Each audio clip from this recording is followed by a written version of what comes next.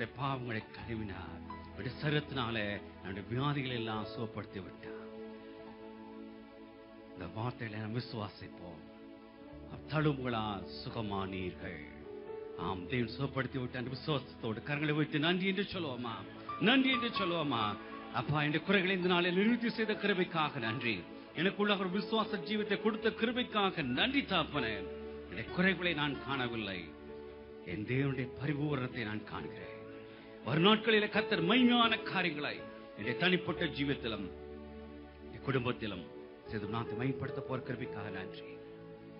தாப்பனின் தர்மியான ஆசிக்கப்பட்ட மன மகிழ்ச்சி இந்த காரியத்துக்காக நன்றியப்பா. கர்த்தருடைய வார்த்தை வந்து உயிர்ப்பித்த கிருபைக்காக நன்றி. இந்த விசுவாச வார்த்தையோடு கடந்து செல்கிறோம். இந்த விதைக்கப்பட்ட வசனங்கள் ஒவ்வொரு ஜீவித்திலும் 100, 60, 100 கணித்தர் போற கிருபைக்காக நன்றி. கர்த்தருடைய வார்த்தை புரிந்து கொண்ட கர்த்தருடைய தாசனுக்காக, அவருடைய குடும்பத்திற்காக நாங்கள் நன்றியோடு துதிக்கிறோம், ஸ்தோத்திரிக்கிறோம். இந்த வல்லமையாக மகிமையாக பயன்படுத்தி வர கிருபைக்காக நன்றி. கர்த்தர் வாழ்த்தி நாங்கள் ஆசீர்வதிக்கிறோம்.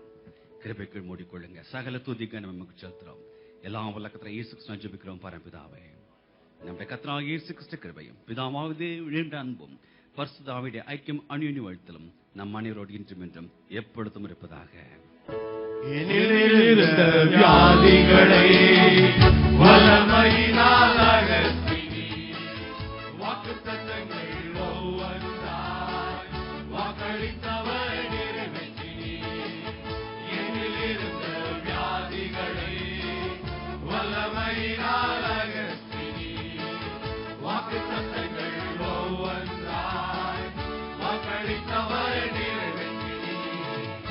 ஆவியானவரே, ஆவியானவரே,